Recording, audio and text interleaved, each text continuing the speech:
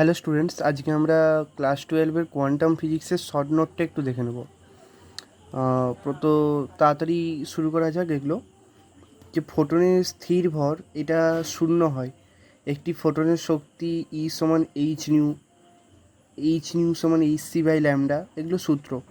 New সমান কি বিকিরণের কম্পাঙ্ক, এইচ সমান প্ল্যাঙ্কস কনস্ট্যান্ট। এই প্ল্যাঙ্কস কনস্ট্যান্টের মানটা একটু মনে রাখবে।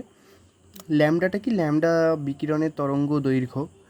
আর এই শর্ট নোটটা পরীক্ষার আগের দিন এটা খুব গুরুত্বপূর্ণ হতে চলেছে।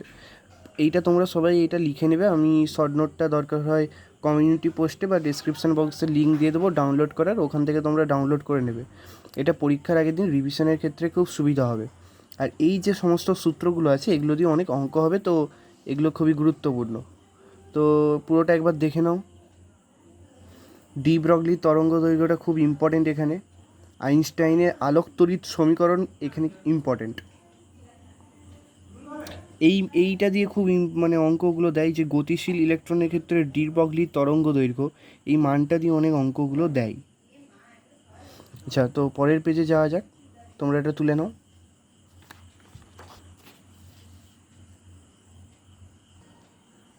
এইটা পরীক্ষার জন্য মোস্ট ইম্পর্ট্যান্ট গ্রাফ, আইনস্টাইনের সমীকরণের লেখচিত্র।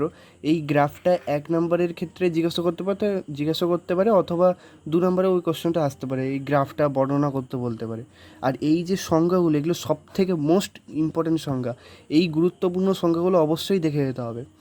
যে প্রারম্ভ কম্পাঙ্ক, কার্য অপেক্ষক তো খুব ইম্পর্টেন্ট, কার্য অপেক্ষক আর আলোক তড়িৎক্রিয়া এটা মোস্ট ইম্পর্টেন্ট। তো এই প্রত্যেকটা সংজ্ঞা এখানে দেখে নেবে।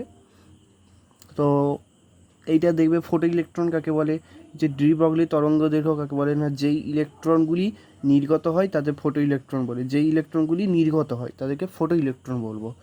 তো এই গেল কোয়ান্টাম তত্ত্বের ক্লাস 12-এর পুরোটা শর্ট নোট। এগুলো তোমরা লিখে নেবে। এইটা শেষ পেজ, এটা 1 পেজ। এই 1 পেজের মধ্যেই পুরো কোয়ান্টাম তত্ত্বটাকে করা আছে, তো এটা তোমরা তুলে নেবে। ঠিক আছে, থ্যাংক ইউ।